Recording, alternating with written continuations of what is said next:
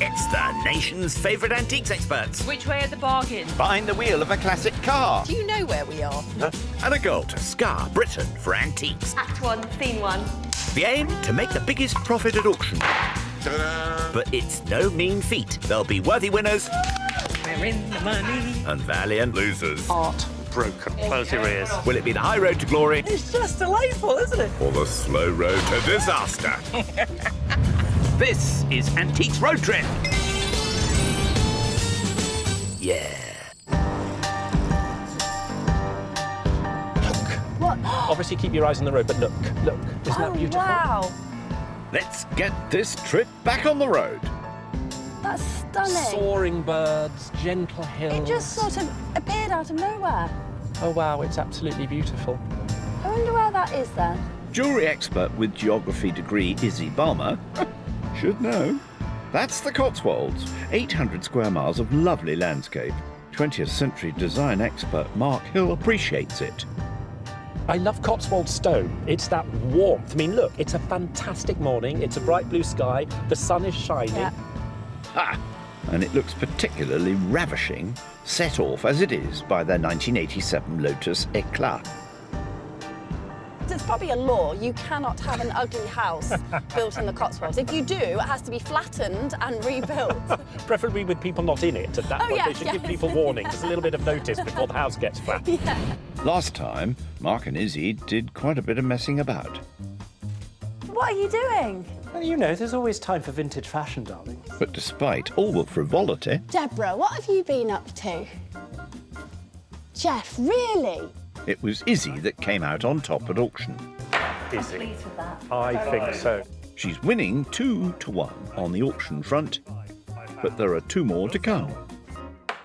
Mark, you are a very intelligent chap. That's very sweet of you to say. I don't believe a word of it, but No, you are. You are Thank super you. intelligent. She's been playing him like this all trip. Not only is Izzie up on auctions, she's up on the money too. She has £727, while Mark has £485 left. basically, real life, road trip, same thing, give me money, flows through my fingers like water. But you have great taste. Champagne taste, but unfortunately... Lemonade fizzy. lifestyle.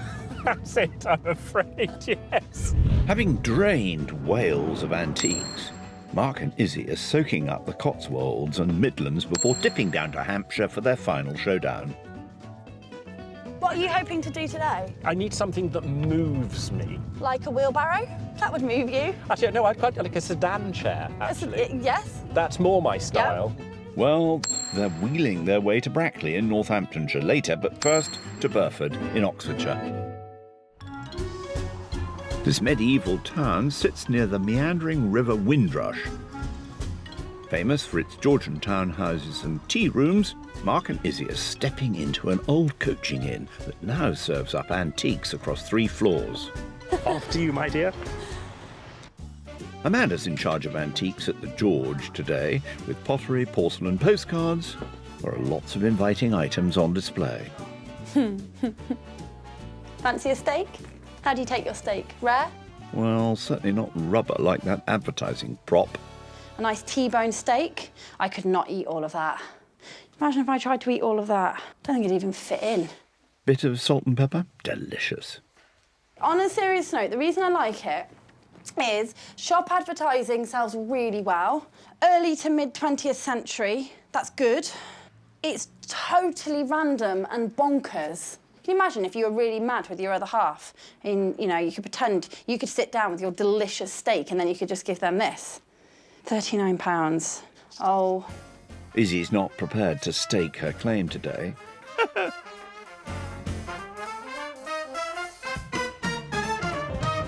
I think I recognise this fellow. I think that's Davy Crockett, the American frontiersman and folk hero. He probably dates what? At earliest 1920s, 1930s. On the bottom it says, made in Scotland, Milton of Campsie, which I presume is where it was made. I bet an American collector of Davy Crockett or an American would love to own a piece like this. And he is £30. Sorry, Mr. Crockett.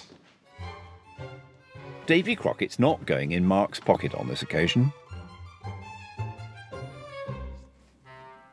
I like a bit of novelty. I am presuming that this is an inkwell.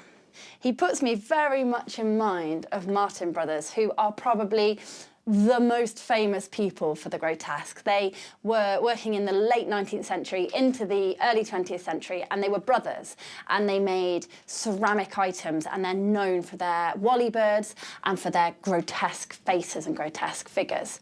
Izzie's not being unkind. Based in Southall in the 19th century, the Martin Brothers were well known for creating eccentric one-offs. £18. People like grotesque. I like grotesque. Now, actually, what I have just seen as well, at the corner of my eye, is this receipt spike. It's very simply made. It's wood, I imagine steel or iron or similar. I mean, something like that would still be usable today for receipts, whether it's, again, a shop owner or an individual. There's no accounting for taste. So I'm wondering, do I put the two together? £18 on the inkwell, 14 on the death spike. I think they're contenders. I do quite like them. Annual income £20, annual expenditure £19.19 and sixpence. Result happiness, as Mr. Micawber might say.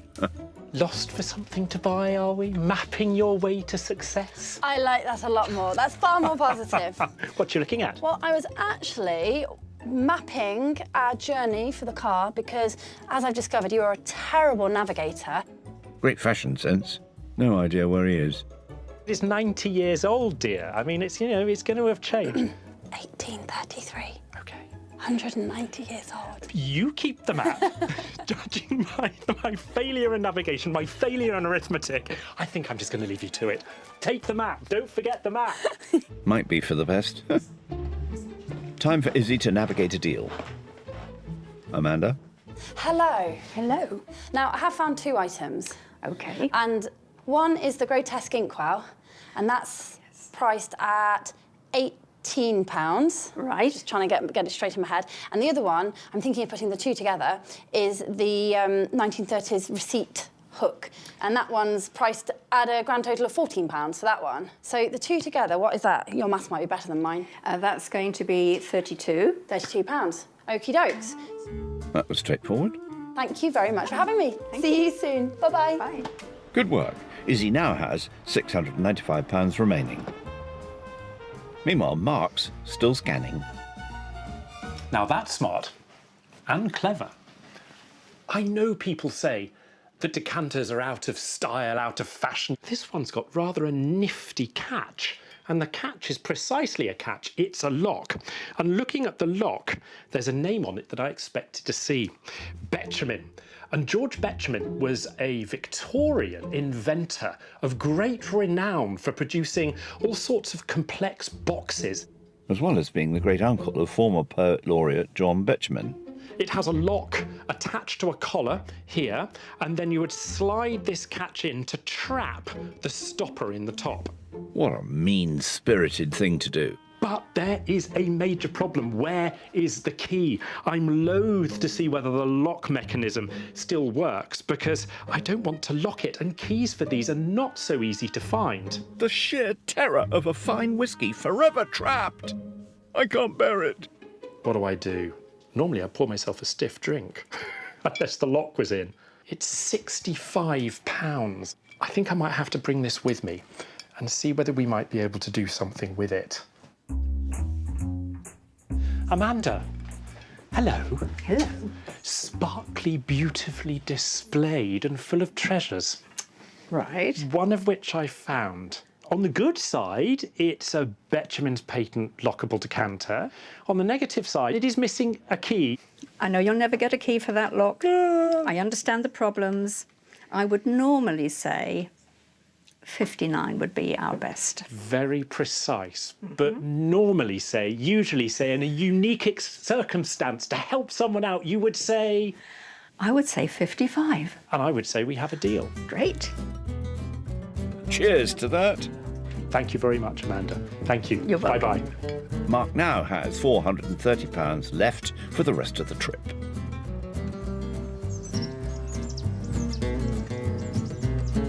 Time for Mark to catch up with Izzie. at Burton-on-the-Water Model Village. It's a slice of local history. I'm sure I was meant to meet Mark here. You could get lost in there. Izzie? Are you playing hide and seek? I am. I'm just a big kid, basically, although I feel sort of huge adult in front of this. It's incredible. It certainly is. Commissioned by a local pub landlord to encourage trade, Burton-on-the-Water Model Village was completed in 1937 to the exact specifications of the town as it then was. I love how everything is made out of Cotswold stone. It is literally the houses in miniature, made out of the same material. One small step, do we feel? No, I can't. Go on. No! But very near. I'm not a long jumper. You'd be better off on more familiar ground. Hartwell's? What That looks antique-y. That's it. That's We our found shop. the antique Right, shop. who can fit through the door? Now, no fighting, please.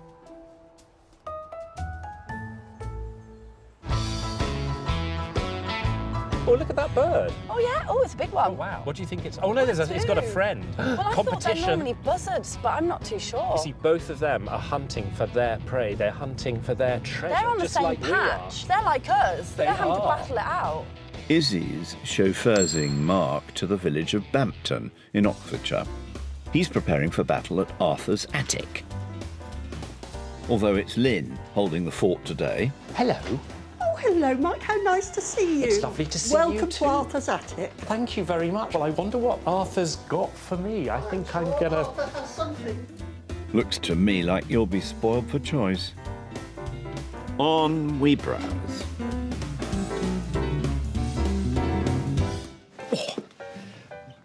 Immediately recognisable from the incredibly bright colours and also this sort of dripping glaze here. What we're looking at is a tea or coffee set by a company called Shelley.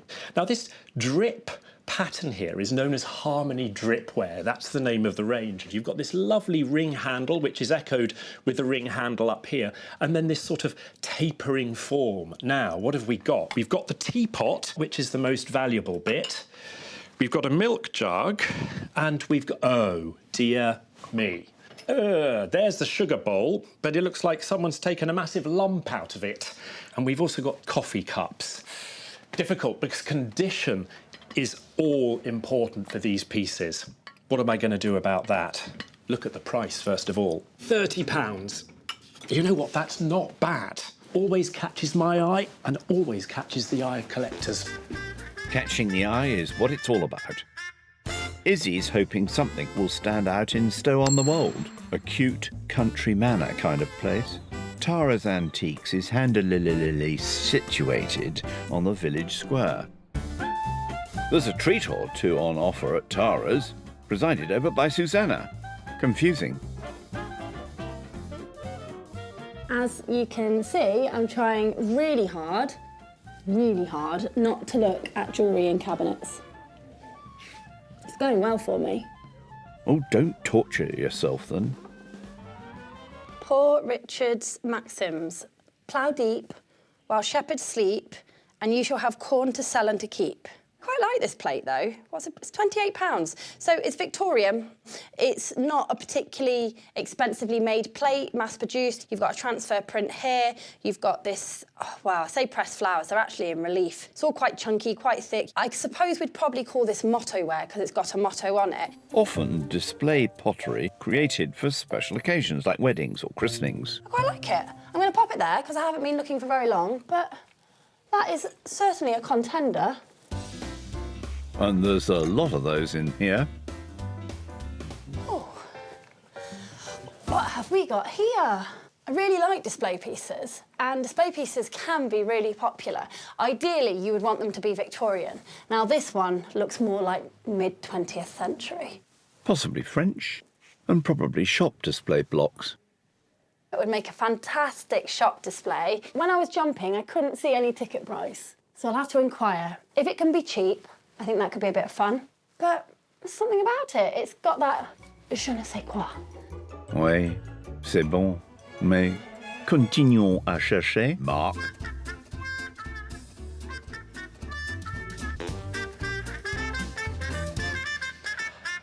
I love wood, and I love wooden utensils, things that have been used for decades, if not centuries, and that rings a bell. And I don't mean a dumbbell. Although it looks like a dumbbell, it's actually something that was used for separating cotton, the threads of cotton, before they were woven together. And it's known as a carder. And I think this is Indian. As used by traditional cotton beaters. Toil, work, and sculptural form for £25. I'm having that. Oh, let's see what Lynn has to say. Hello. Oh, hello, Mark. You found something. And actually, I found a couple of things which I'd Right. like to chat to you about. Oh, good. One of them is a group of things. It's the Shelley part tea or coffee service. Oh, yes. Very nice. But broken sugar bowl. Yes, I do realise that. It's got £30 on it. And then the second piece I found was this wonderful tactile carding tool. This has got 25 on it. Right. Are you interested in having them both? Because I can probably do a deal then. Mm-hmm.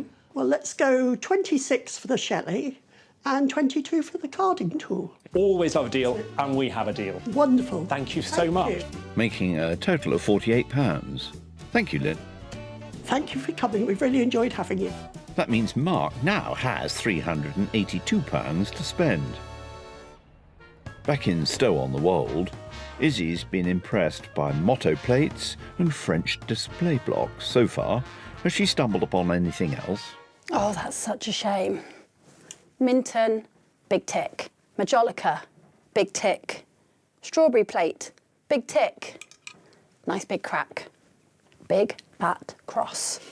It's Victorian. It's Minton Majolica. Its roots stem from Italian ceramics, and it was Minton brought it over to the UK in the mid-19th century. Made at the Minton factory in Staffordshire. So it's priced at £44, and it does say AF, so that is reflecting the damage. At the right price, I think that's a contender. Time to talk to Susanna. Hey, Susanna. Oh, hello, Izzie. How are you today? Very well, thank you. Good. And Susanna, I've seen a few bits I might be interested in. Okay. So there is the Victorian motto plate, £28. Yeah. There are the really rather fabulous mid-20th century perfume stands. yes. Now, they haven't got a ticket price on. Okay. And there's also the Majolica Minton strawberry plate. I was so disappointed when I discovered there was damage on it, but that's £44. What would be your absolute best prices? All of it together comes to 83. Can I make you a cheeky offer? Like, if I took all of it, what about £70? 75 with 75. Do you know what? Well, that seems really fair. Let's meet in the middle, Okay. 75. All Thank right, you very great. much. Thank you very much. Breaking down as £20 for the display block, 27 for the Minton strawberry plate, and 28 for the motto plate. Thank you very much indeed. so I'm much sure for you'll do having well me. with those. Lovely. I hope so. Yeah, thank you so much. See you later. Bye. Izzie now has £620 to play with. What would you say you learned, the most useful life lesson at school that might help you on our lovely road trip? I did get away with an awful lot from smiling sweetly and being very polite and chatty. An awful lot. Why doesn't that surprise us? Nighty-night.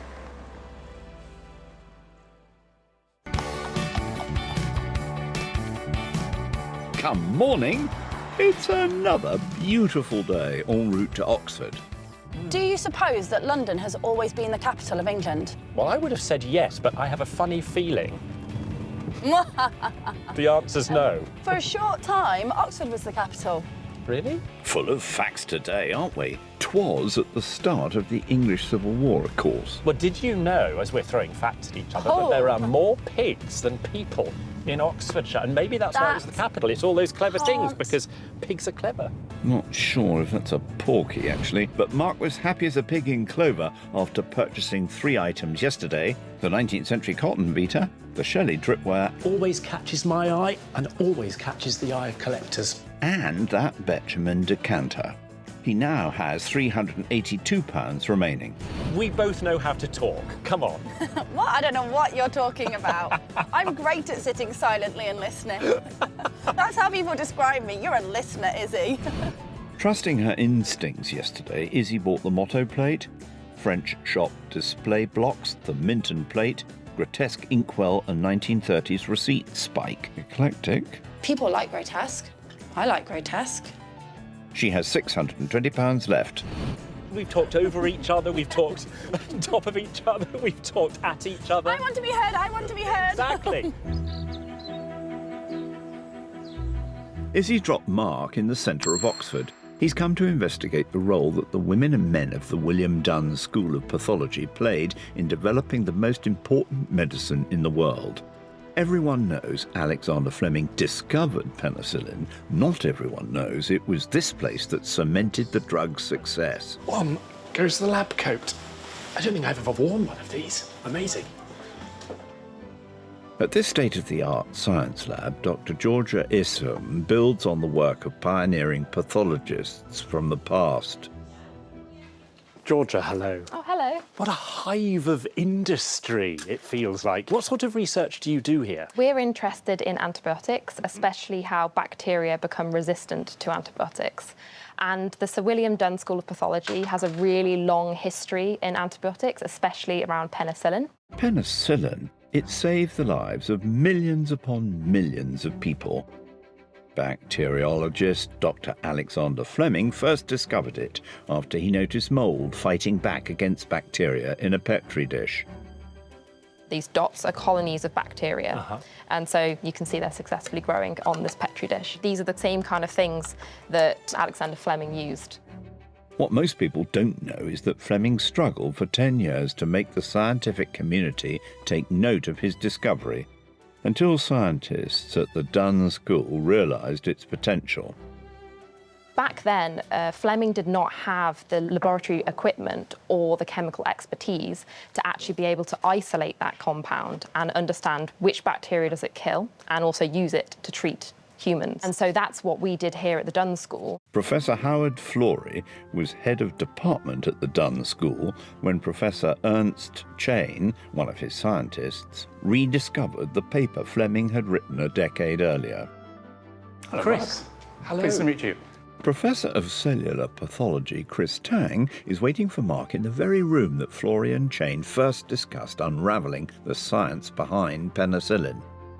It's within these four walls where the team got together to discuss working on penicillin and first started the work, which was historic. So the action happened here? All at a time during the Second World War when people could die of what we'd consider very curable ailments today. People were dying from simple wounds, simple infections. Every hospital had a sepsis ward where people would essentially go to die. So Florey assembles his team and he has Fleming's document. What happens next? Well, they have to find a way to purify penicillin. So it required them to grow large volumes of the fungus, the mold penicillium. They had to develop ways to purify the mold from the juice in which, or the liquid on which it was growing. To do that, another ingenious member of the penicillin team, Norman Heatley, tweaked the design of a rather rudimentary receptacle. This is an original bedpan, which is designed by Norman Heatley for growing the mold in. It might look very simple to you, but actually it's quite an ingenious design because the mold grows on the surface of liquid, and so by having a flat bottom, you can have a large surface area of liquid and have a large amount of mold. And this spout here was used as an exit to get the fluid out and leave the mould in there and then seed it with fresh liquid. Norman Heatley commissioned Stoke-on-Trent's J. McIntyre & Co. to make 170 of these pans to produce more penicillin. 6 ladies inoculated the bedpans on Christmas Day because they were in such a desperate rush to get penicillin made, inoculated with enough fluid to make the drug. The penicillin girls farmed enough of the drug to enable the first patients to be successfully treated. It went on to play such a vital role in World War II that Florey, Chain and Alexander Fleming were awarded the Nobel Prize in 1945. It made a massive impact in the war effort. Remember, most of the deaths amongst soldiers were not directly from injuries, but from infections, which was secondary to injuries. And now penicillin could treat the major pathogens which were causing those infections. In his acceptance speech for the Nobel Prize, however, Alexander Fleming warned that the overuse of penicillin could lead to bacterial resistance. A prediction that has come true today. There were almost 54,000 antibiotic-resistant infections in the UK in 2021. But Georgia and her team are battling the bacteria again. Chris's story of the development of penicillin was just fascinating, absolutely incredible. But can you help me bring it up to date? Specifically, what we're interested in is a class of bacteria that were actually never sensitive to penicillin to begin with. Penicillin-resistant bacteria have an outer membrane that stops the antibiotic penetrating them. Luckily, Georgia and her team have a cunning plan.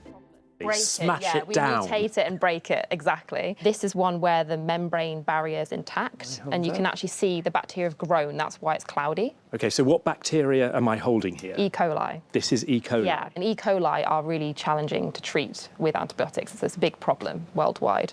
And this is an example of one where we've broken down that barrier, and you can see that they can't grow in the presence of the antibiotics. We have to keep researching this to stay ahead of antibiotic resistance and to be able to treat infections. Well, you know what? I'm going to leave you to smashing down the barriers of bacteria. Thank you so much, Thank Georgia. you. That's been wonderful. Thank you. The penicillin guys and girls continue to inspire scientists, battling to ensure we never return to our pre-penicillin world.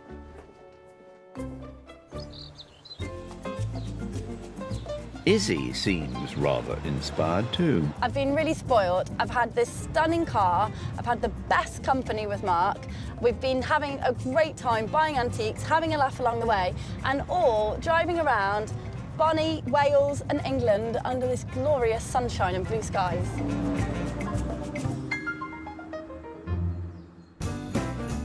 She's also heading into Oxford to explore Antiques on High, where there are 3,000 square feet of arts and crafts, pictures and more. Lovely. On we browse. It's really exhausting having to find antiques. Just don't let owner Vinny catch you napping. There's a violin, but with no strings and no bridge. We've got no fingerboard. We've got no tailpiece. This poor fiddle is in poor condition. However, doesn't sound like the seams have opened up. I mean, if they had, it's still quite an easy repair for a violin repair shop. There's no price on it. Who's going to buy that? Probably no one. Unfortunately, this poor violin is probably destined to remain unloved. But in its current state, it is not going to be making sweet music. So Izzie's tuned out. And I am not going to be buying it. Will Mark find anything of note in Brackley, a market town in West Northamptonshire? He's found Brackley Antique Cellar. Boy, oh boy, this really is a cellar. There's a floor's worth of jewellery, china, furniture, even an instrument or two. That's why I don't like to toot my own horn. But you play it so well.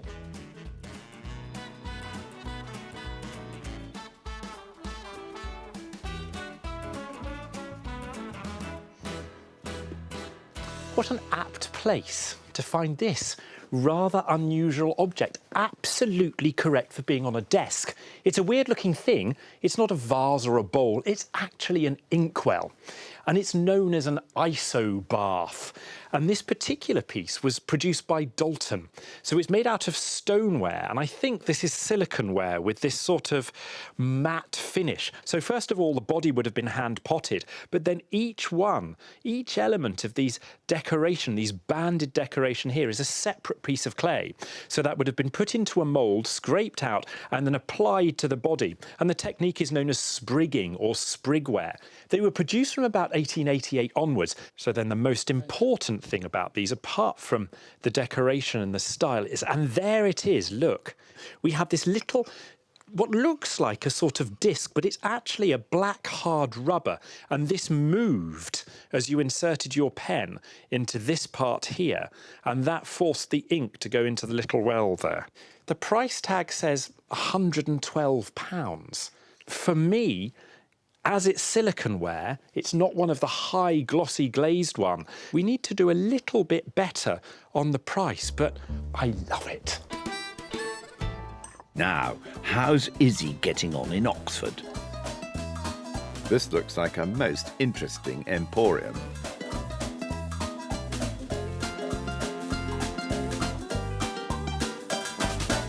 I almost don't dare touch this. I have no idea what it is, other than I would say African and tribal. But fortunately, this sign seems to know a bit about it. So it's a hood that protects Mangbetu babies while they are carried on their mothers' backs. The little knob on top is reminiscent of the hair knot worn by Mangbetu women and often seen on Mangbetu figure or sculpture. The Mangbetu are a people of Central Africa. Interesting, isn't it? Yeah. Vince, I've never seen one of these before. No. How old do you reckon it is? Is it early 20th or I know. difficult to date? I think it's earlier than that. Think it's earlier than that? Yeah, I think it's 18th century. So 1700s? Yeah, quite possibly. Yeah. Wow. Yeah. I'm trying to figure how this would work. You've got a baby on your back. Does that cover the whole baby? Yeah. The headdress sat at the back of the head and sat over the baby, so it protected it from the sun. Definitely interested. Yeah.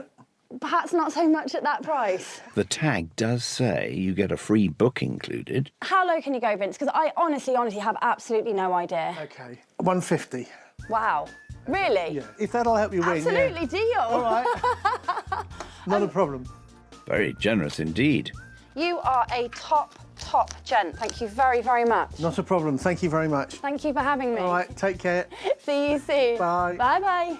That means Izzie has £470 left. Now, what's Mark up to in Brackley? He's shown interest in the inkwell so far.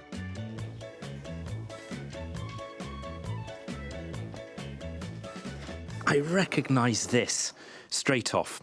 Cylindrical teapot with this black pattern, sort of almost folk arty in a way. And it's instantly recognisable to me to be a design by an outsider artist called Scotty Wilson. Outside decorated ceramics normally relate to decoration applied to artists not in the factory. And in the 1960s, the esteemed factory Royal Worcester commissioned him to produce a design.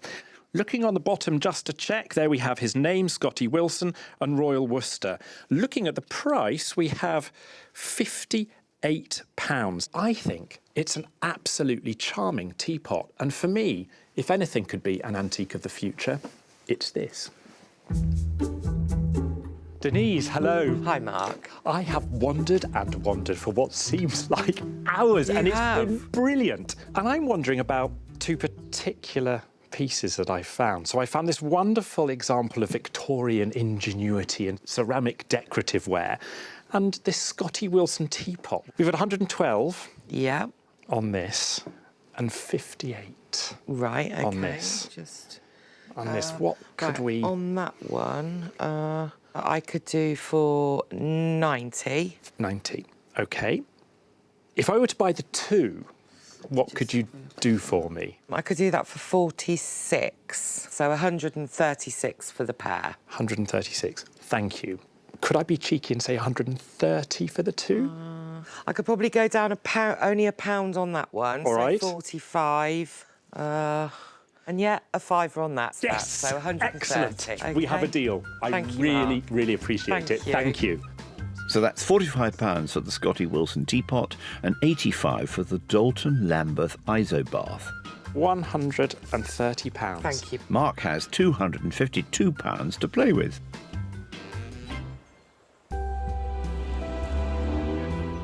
Happy with today? Yes. Yes. I've had a fun day. I've enjoyed today. Lovely, lovely shop owners. How about you? Well, I do feel excited about my buys. I try to buy things I love, things that sort of twang a little heartstring, you know? Twang, twang. Shall I get the violin out? Yeah. Ah, what a lovely lullaby. Just in time for shut-eye. Mark and Izzie have dipped down to Hampshire in anticipation of the penultimate auction of their trip. How you feeling? Weak and wibbly-wobbly knees, I'm afraid. Oh, we better After get to you. a seat quickly then. I think I need it. They're in Swanmore, near Southampton, at Pump House Auctions, where they're selling to shoppers in the sale room and the wider world online. Auctioneer James Jones is keeping his eye on events. Izzie spent £257 on 5 items. Anything caught your eye, Jim? Grotesque always sells, always bring a smile to people's face, and it's a useful little item. You know, you don't put ink in it so much anymore, but, you know, you'll find a use for it. Mark paid £233 for his 5 lots. Here we have a great piece of Shelley, always a good seller, always popular. Yeah, very good item. Time to take your seats. Hoping to shine bright is Izzie's Victorian motto plate. What's the theme? The theme is about getting up early and making the most of the day, working really hard, because you don't know what the next day will bring. £28 left bid. Yeah. Selling it away. Oh, no, keep going. I know, I'm trying my best. 30 in the room, see it worked. See? 30 in the room's going to win it. Sold and away. Well done. I thought that was a loss all of a sudden. I was like, you can't have that. Profit is Izzie's only motto here. That's great. Catch your breath, Mark. Time to see how that Betchman decanter does. Great quality thing. Bit of a punt. I'm a bit worried about this one. Here with me on the books, sadly, a £10 note to start. 12 there, 14, 16, 18, 20, 22, 24, 26 and 28. Is there 30 anywhere else? It's a rare thing, though. It's a Very good rare item. thing. Yeah, it was a good quality. It's the quality that counts. And someone will be happy with their purchase Definitely. at that price. Next, how will Izzie's French 20th century shop display blocks fare? Smart, attractive, 2158. In need of a little TLC. Straight in with me on the books, and a £10 left bid. And 12 and 14, 16, 18 and 20, 22, 24, 26, 28 and 30, 32, 34. 32 then, 36 online, 38. 38 now back in the room, is there 40? 42. 44 now I'm looking for online. 44 online, is there 46? 46 there, 46 there then, is there 48 online? 48 there then, looking for 50 anywhere else? 50 back in, lady of taste. 55 just sneaking in. Do you like 60? You sure? 55 then, sold and away. They look even more attractive now. I am surprised, but delighted. Mark's teapot by Scotty Wilson next. I just think it's a fab thing. And it's a teapot. And it's kind of modern. Yeah. Straight in with me on the books. £20, 22. I've got 24. Is there 26? I've got 28. Is there 30? 32 there with me. I need 34 online. 34 online, I'm out. 36 there online. 38, 40, 42, 44 there online. 46 there online. Profit! Profit. 48 there. We aim to please. Sold and away. That's enough for a box of tea bags. It sure was someone's cup of tea. I'll probably get 1 tea bag out of that. I could always hang it up to dry afterwards and use it again. Moving on to Izzie's Mangbetu straw hood. It's a real piece of social history of African tribal life. Straight in.